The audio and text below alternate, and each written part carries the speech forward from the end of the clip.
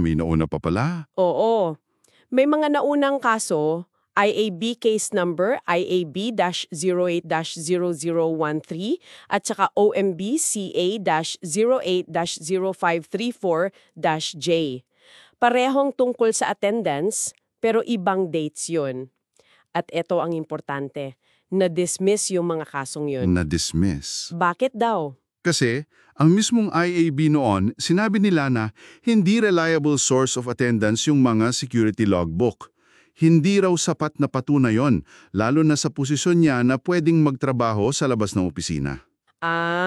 So yung mismong IAB dati, sinabi ng hindi reliable yung logbook. Tama, pero dito sa kasong ito, itong OMB CA-09-313-F, iba na yung mga miyembro ng IAB na humawak. At dito, kabaligtaran ng nangyari. Paanong kabaligtaran? Napatunayang guilty si Villa Ignacio, ginamit pa rin yung logbooks para sa August to December 2008. Inirekomenda na tanggalin siya sa pwesto at kinatigan ito ng ombudsman. Teka, parang ang gulo. Parehong logbook, pero magkaiba naging tingin ng IAB. Yun nga eh. Kaya nung umapela si Villa Ignacio sa Court of Appeals, kinatigan pa rin ng CA yung desisyon ng ombudsman at nung pangalawang IAB. Kaya siguro umabot na talaga sa Korte Suprema. Ano yung mga naging pangunahing tanong doon? Dalawang crucial na issue, bale. Una, may kapangyarihan ba ang ombudsman na tanggalin sa pwesto ang special prosecutor? Kasi may debate dyan dati, di ba? Oo. Naalama ko yan. At pangalawa, Pangalawa, at ito yung parang mas mabigat, may sapat na ebidensya ba? Yung substantial evidence ba para masabing nagkasala nga si Villa Ignacio based dun sa mga logbook? Okay, sige. Anong naging hatol ng Korte Suprema? Ito na yung Dennis M. Villa Ignacio versus Wendell E. Barrera Sulit, GR number 222469, September 21, 2022. tama. Sa unang issue, tungkol sa kapangyarihan ng ombudsman, sinabi ng korte oo, merong concurrent disciplinary authority ang ombudsman kasabay ng presidente para sa special prosecutor.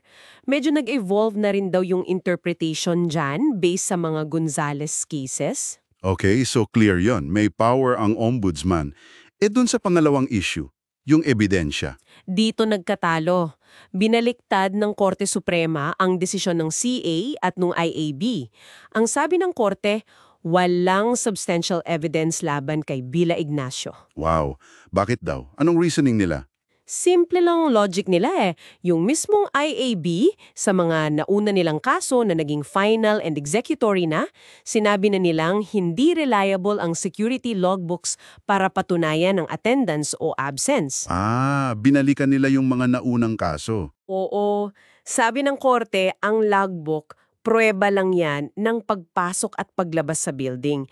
Hindi yan pruweba ng aktual na trabaho, lalo na kung yung official pwede namang magtrabaho sa labas o kahit sa bahay.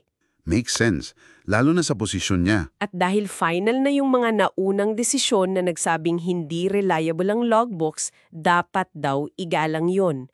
May prinsipyo tayo ng immutability of judgment o yung pagiging pinal at hindi na mababago ng hatol. Hindi pwede na sa isang kaso, hindi reliable, tapos sa susunod, reliable na. Gayong pareho lang naman halos ang basehan. So, consistency, Dapat consistent ang ruling. Iyon, dagdag pa ng korte, yung pag-amin ni Villa Ignacio na minsan nag-work from home siya, hindi raw yun tanda ng dishonesty. Pwede pa nga ang tanda ng good faith yun eh. Malinaw. So, anong final na nangyari kay Villa Ignacio? Pinawalang sala siya sa kasong administratibo. Siyempre tapos na yung term niya noon, kaya hindi na siya maibabalik sa pwesto. Pero inutos ng korte na bayaran siya ng ombudsman ng lahat ng back salaries at benepisyo niya mula nung matanggal siya hanggang matapos yung termino niya. Kasama na yung retirement benefits. So, parang na-vindicate siya kahit papano. Oo, sa mata ng batas, nalinis yung pangalan niya sa kasong ito. Ano kayang mga aral na pwede nating makuha dito?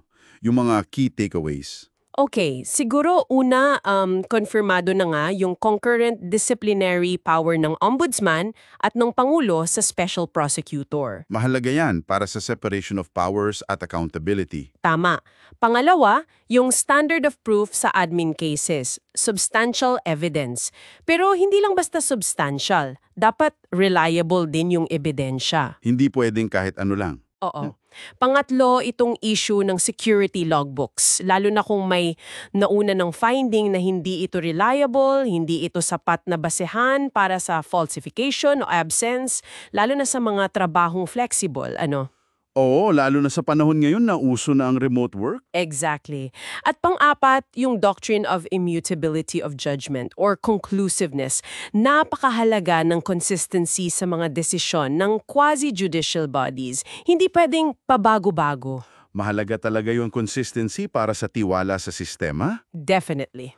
Ngayon, para sa iyo na nakikinig, ito ang tanong na maiiwan sa atin. Para sa iyo, ano kaya ang mas matimbang?